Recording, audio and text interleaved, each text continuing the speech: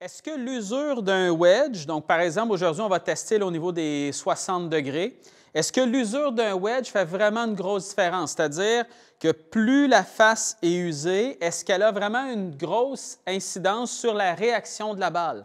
Les manufacturiers nous disent toujours que oui, il y a une énorme différence et qu'on devrait changer quand même régulièrement ces wedges-là pour nous assurer justement d'aller chercher la même réaction de balle à chaque fois qu'on joue.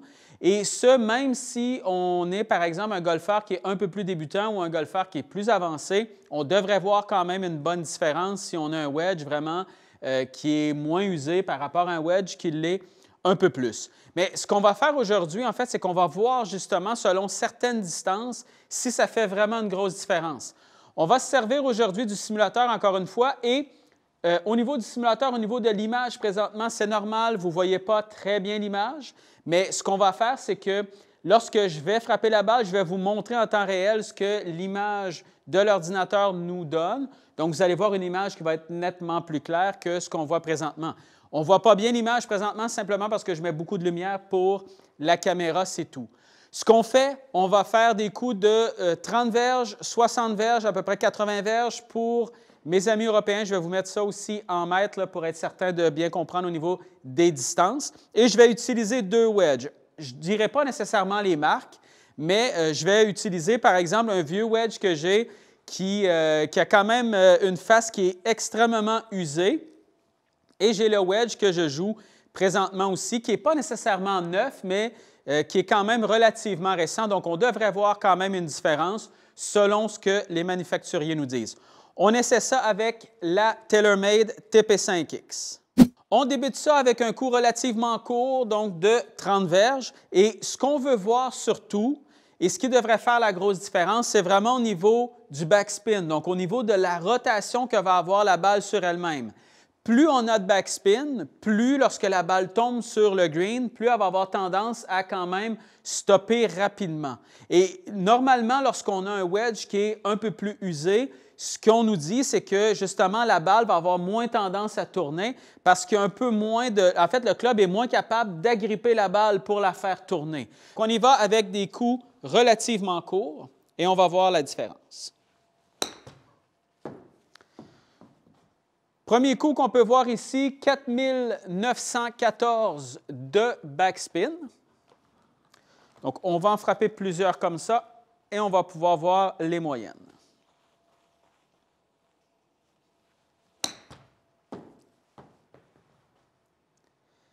« 5000 »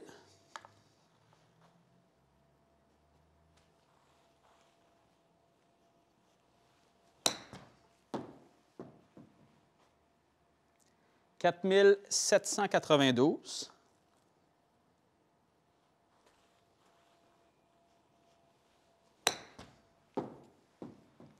4273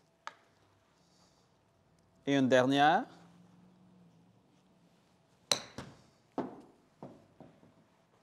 4892.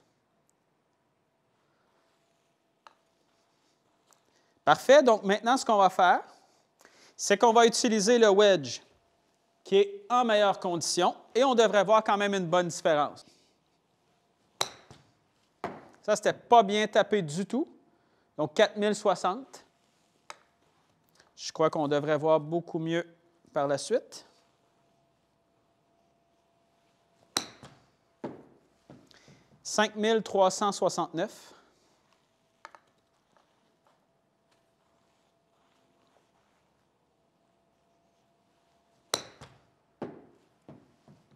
4789. Pour l'instant, ce qu'on peut voir, c'est que ça ne change absolument rien ou presque, ce qui est quand même surprenant.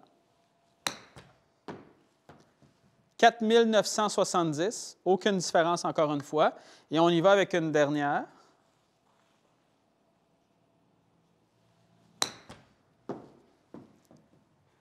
« 5028. » Pour l'instant, honnêtement, aucune différence. Je suis quand même surpris parce que je croyais voir quand même une bonne différence entre les deux.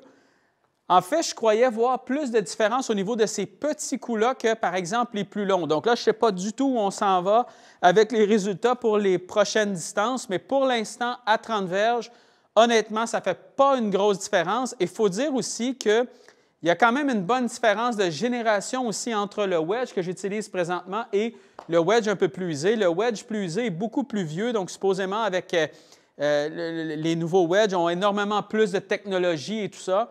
Pour l'instant, de ce que je peux voir ici, selon les chiffres, on ne voit aucune différence. On y va maintenant à 60 verges, et là, je ne dirais pas que je pense voir une grosse différence parce que je vais probablement me faire avoir encore, mais on y va à 60 verges, on va voir justement ce que ça nous donne comme backspin.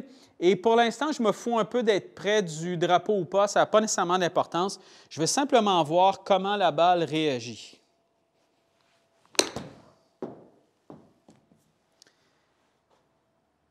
Donc là, bien sûr, j'ai le wedge un peu plus usé.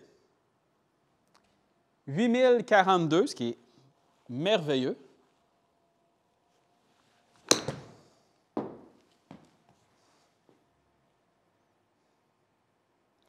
« 7245. »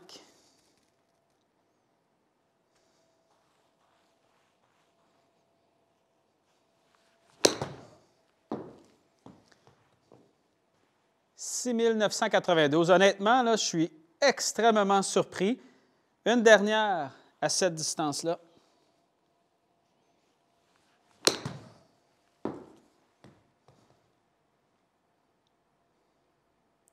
5625. » On en fait une dernière avec celui-là. On en fait une dernière. «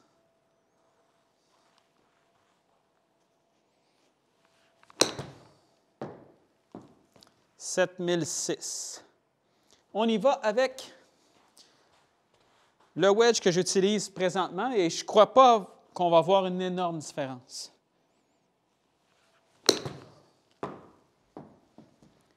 OK, 8510. Là, on en voit une.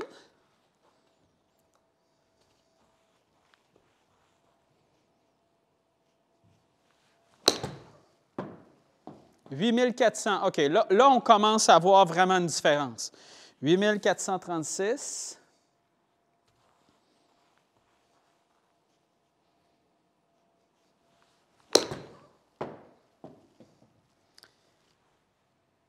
OK, là, on peut vraiment voir la différence. On a même des différences parfois de 2000 de backspin, donc 2000 RPM de backspin. On voit celle-là ici à 8323. Tout à l'heure, dans les meilleurs, on allait, je crois, dans les 7000. On a peut-être eu une à 8000, mais je ne crois pas, là. Mais on allait plus dans les 7000 et même dans les 6000. On en a eu dans les 5000 aussi. Donc là, on voit quand même une grosse différence. Oui, là, on voit vraiment la différence. Moi, je croyais vraiment que ce serait un peu plus sur les petits coups qu'on verrait une grosse différence, mais ce qu'on peut voir, c'est que plus on avance, plus on a en fait un coup qui est relativement long, là, plus on voit quand même une bonne différence, mais on voit surtout que le spin, présentement, est beaucoup plus stable, comparativement, par exemple, au wedge qui est un peu plus usé, où on a vu quand même plus de variantes au niveau des spins, alors que là, on se tient à peu près toujours dans les mêmes choses. Donc, l'innovation au niveau des wedges est probablement là, encore plus visible lorsqu'on arrive à ces coups-là, plus qu'au niveau des plus courts. On est maintenant à 80 verges, donc j'y vais avec le wedge qui est un peu plus usé.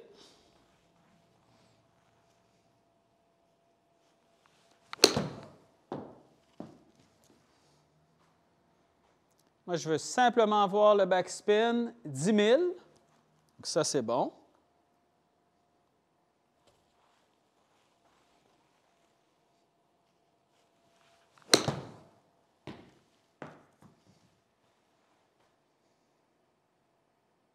« 7007, on voit vraiment des énormes différences, un peu comme ce qu'on voyait tout à l'heure au niveau des coups à 60 verges. On voit vraiment des différences. Je passe de 10 000 à 7007. Ça, c'est énorme, la différence.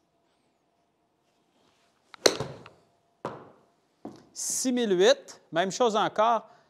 Et on voit tout de suite, voyez la différence lorsque la balle tombe présentement par rapport à la première que j'ai frappée avec ce wedge-là pour cette distance-là. La première, lorsqu'on avait, par exemple, 10 000 de spin, la balle, qu'est-ce qu'elle a fait? Elle a tombé, elle est restée, elle est même revenue un peu sur elle-même.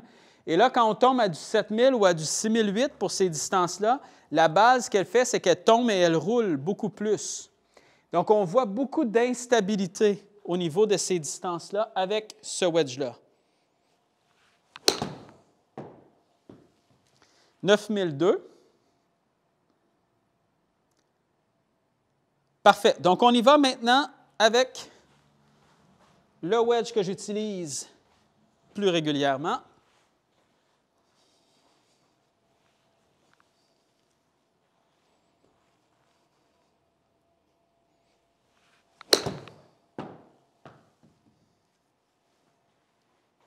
« 9009.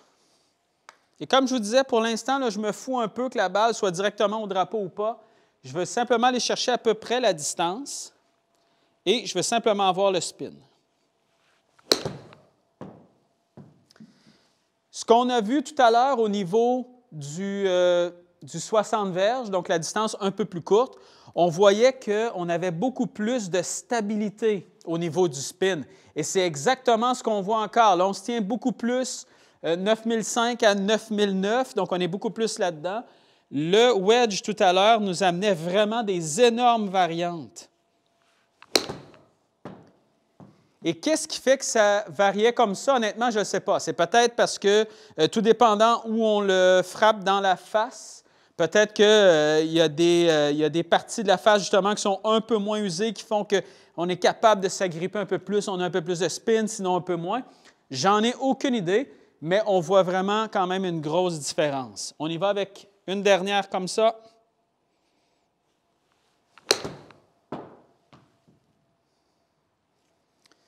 « 9004 ». Donc, on voit vraiment une grosse différence au niveau surtout de la stabilité.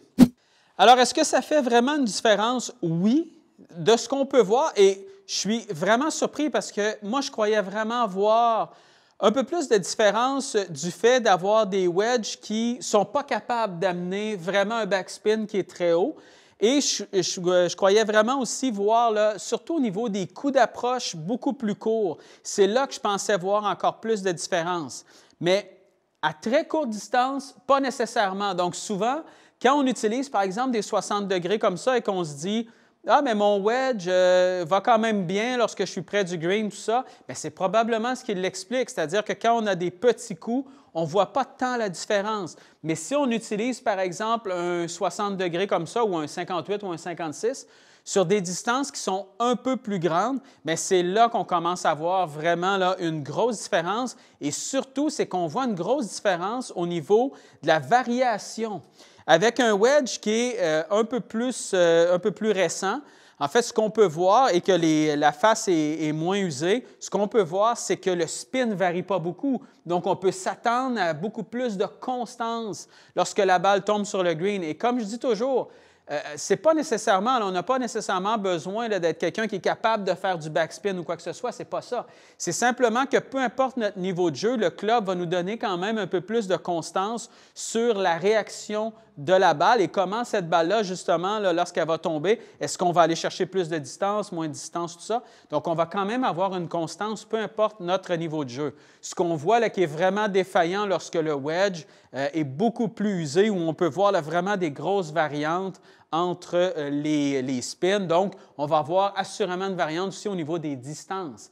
Parce que le spin et la distance jouent vraiment ensemble. C'est-à-dire que si un wedge commence à avoir beaucoup moins de spin, mais souvent, ce qui va se produire, c'est qu'on va aller chercher un peu plus de distance, mais quand la balle va tomber, elle va rouler beaucoup plus. Donc, ce qu'on veut au niveau des wedges, c'est d'aller chercher cet aspect-là de constance pour avoir le plus de confiance possible. Et ça, là, surtout lorsqu'on est, par exemple, un golfeur qui est de calibre qui est un peu plus haut, où on veut vraiment aller chercher là, les effets de balle et vraiment là, que si on a telle distance, on sait qu'on est capable de tomber à ça et on sait qu'elle va arrêter, bien là, c'est encore plus important d'investir dans des wedges et de les changer quand même relativement régulièrement.